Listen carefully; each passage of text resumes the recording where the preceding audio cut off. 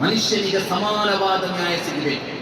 ಪವಿತ್ರ ಕುರ್ಆನ್ನ 4ನೇ ಅಧ್ಯಾಯದ 135ನೇ ಸೂಕ್ತವನ್ನು ನಾನು ಪಠಿಸಿದ್ದೆಯ. ಅಯ್ಯುಹಲ್ಲದೀನ ಆಮನು ಕೂನು ಕವ್ವಾಮೀನ ಶುಹದಾಅ ಬಿಲ್ ಕಿಸ್ತ್ ವಲೌ ಅಲಾ ಅನ್ಫುಸಿಕುಮ್ ಬಿಲ್ ವಾಲಿದೈನಿ ವಲ್ ಅಕ್ರಬೀನ್ ಇನ್ ಯಕುನ್ ಗನಿಯನ್ ಔ ಫಕೀರನ್ ಫಲ್ಲಾಹು ಔಲಾ ಬಿಹಿಮಾ.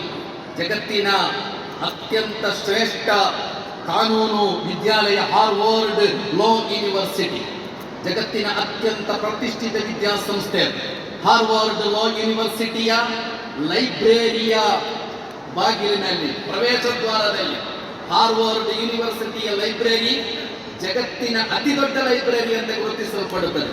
ಹಾರ್ವರ್ಡ್ ಯೂನಿವರ್ಸಿಟಿಯ ಲೈಬ್ರರಿಯ ಪ್ರವೇಶ ದ್ವಾರದಲ್ಲಿ ಪವಿತ್ರ ಕುರ್ಆನ್ನ ಈ ಸೂಕ್ತವನ್ನು ಬರೆದಿಡಲಾಗಿದೆ. ಅಲ್ಲಿ ಹೇಳಲಾಯಿತು, ನೀವು ನ್ಯಾಯದ ಪಕ್ಷದಲ್ಲಿರಬೇಕು, ನೀವು ನ್ಯಾಯದ ಪರವಾಗಿರಬೇಕು.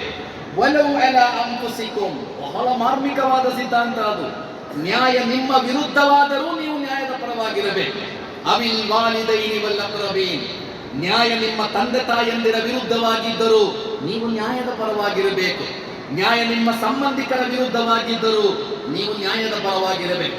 ಇನ್ ಯಕುನ್ ಗನಿಯನ್ ಔ ಫಕೀರನ್ ಫಲ್ಲಾಹು ಔಲಾ ಬಿಹಿಮಾ, ಶ್ರೀಮಂತರ ಪರ ನ್ಯಾಯ ಇದ್ದರೆ ನೀವು ಬಡವರ ಪರ ನಿಲ್ಲಬೇಕು ಅಂತ ಹೇಳಲಿಲ್ಲ. ನ್ಯಾಯ ಶ್ರೀಮಂತರ ಪರವಾಗಿದ್ದರೆ ನೀವು ಆ ನ್ಯಾಯದ ಪರವಾಗಿ ನಿಲ್ಬೇಕು. ನ್ಯಾಯ ಬಡವರ ಪರವಾಗಿದ್ದರೆ ನೀವು ಬಡವರ ಜೊತೆಯಲ್ಲಿ ನಿಲ್ಬೇಕು. ನೀವು ನ್ಯಾಯದ ಪರವಾಗಿರಬೇಕು ಎಂಬ ಪವಿತ್ರ ಕುರ್ಆನ್ನ ಬಹಳ ಉದಾತ್ತವಾದ ಸಿದ್ಧಾಂತವನ್ನು ಇವತ್ತು ಹಾರ್ವರ್ಡ್ ಯೂನಿವರ್ಸಿಟಿಯಲ್ಲಿ ಬರೆದಿಡಲಾಗಿದೆ. ಸಮಾನವಾದ ನ್ಯಾಯ ಸಿಗುವಾಗ ಮಾತ್ರ ಮನುಷ್ಯ ಗೌರವದಿಂದ ಬದುಕುತ್ತಾರೆ.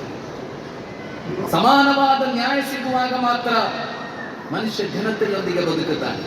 ಎಲ್ಲಿ ನ್ಯಾಯ ಸಿಗುವುದಿಲ್ಲವೋ, ಎಲ್ಲಿ ನ್ಯಾಯವನ್ನು ಖರೀದಿಸಲಾಗುತ್ತದೆಯೋ, ಎಲ್ಲಿ ನ್ಯಾಯವನ್ನು ತಡೆಯಲಾಗುತ್ತದೆಯೋ, ಅಲ್ಲಿ ಮನುಷ್ಯ ಗೌರವದಿಂದ ಬದುಕಲಿಕ್ಕೆ ಖಂಡಿತ ಸಾಧ್ಯ ಇಲ್ಲ. ಅಲ್ಲಿ ಮನುಷ್ಯ ಗೌರವದಿಂದ ಬದುಕಲಿಕ್ಕೆ ಸಾಧ್ಯವೇ ಇಲ್ಲ. ಆದ್ದರಿಂದಲೇ ಕುರ್ಆನ್ ಕಲಿಸಿಕೊಟ್ಟಿರುವುದು, ನೀವು ಎಲ್ಲ ಸಂದರ್ಭಗಳಲ್ಲೂ ನ್ಯಾಯದ ಪರವಾಗಿರಬೇಕು.